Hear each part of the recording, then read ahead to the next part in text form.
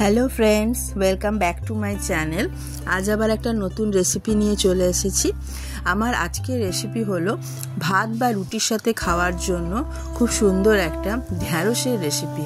এটা একটা সিক্রেট মশলা দিয়ে আমি তৈরি করেছি। রেসিপিটা ভীষণ সিম্পল। চলুন তাহলে শুরু করা যাক। এখানে আমি কড়াই গরম করে তাতে 2 চামচ পরিমাণ তেল গরম করে নিয়েছি। তার মধ্যে দিয়ে দিলাম ফোড়ন, সাদা জিরে আর শুকনো লঙ্কা। এটা একটুখানি ভেজে নিয়ে তার মধ্যে দিয়ে দিলাম একটা মাঝারি সাইজের পেঁয়াজ, কুচি কুচি করে কাটা।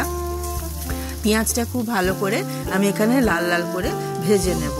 এই আজকের এই রেসিপিটা ভীষণ কম মশলা লাগবে।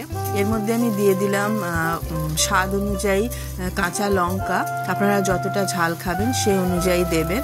এবার ঢ্যাঁড়স আগে থাকতে ধুয়ে কেটে নেওয়া, টুকরো টুকরো করে নেওয়া ঢ্যাঁড়স আমি এখানে দিলাম।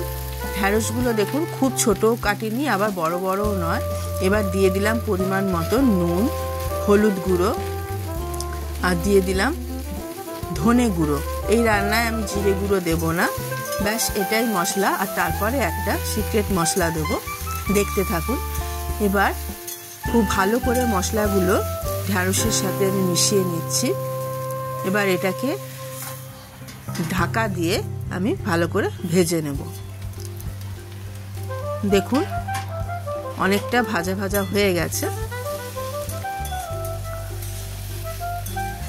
খুব ভালো করে ভাজা হয়ে গেছে।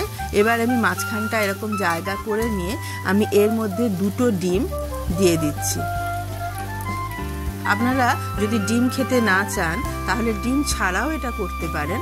অল্প একটু নুন দিয়ে দিলাম। এবার এটাকে ভালো করে মিশিয়ে নিচ্ছি। ডিম ছাড়াও করতে পারেন এবং তাতেও এটা খেতে খুবই ভালো লাগে, তবে ডিম দিয়ে করলে একটু বেশি ভালো লাগবে। ডিমটা ভাজা ভাজা করে নিয়ে এবার ঢ্যাঁড়সের সাথে খুব ভালো করে মিশিয়ে আরেকবার আমি ভেজে নিচ্ছি। এবার যেটা মশলা দিতেই হবে সেটা হচ্ছে চাট মশলা। এই চাট মশলাটা আমি এখানে 1 চামচ পরিমাণ দিয়ে দিলাম, আর দিয়ে দিলাম গরম মশলা গুঁড়ো। এই চাট মশলা দেওয়ার পর আপনার এই রান্নার মধ্যে একটা ভীষণ চটপটা ভাব আসবে। যদি আরও আপনারা টক খেতে চান চাট মশলার পরিমাণ বাড়িয়ে দিতে পারেন বা এর মধ্যে টমেটো অ্যাড করতে পারেন। হয়ে গেছে আমার রান্না। এবার এটাকে ভাত বা রুটির সাথে সার্ভ করে দিন, খেতে কিন্তু অপূর্ব লাগে। আমার ভিডিওটা ভালো লাগলে প্লিজ একটা লাইক করে দেবেন, আর এরকম রান্নার রেসিপি পাওয়ার জন্য আমার চ্যানেলটাকে অবশ্যই সাবস্ক্রাইব করে নেবেন। আমি এটা সার্ভ করে দিলাম। এবার এটাকে আপনারা গরম গরম ভাত বা রুটি যে কোনো কিছুর সাথেই উপভোগ করতে পারবেন।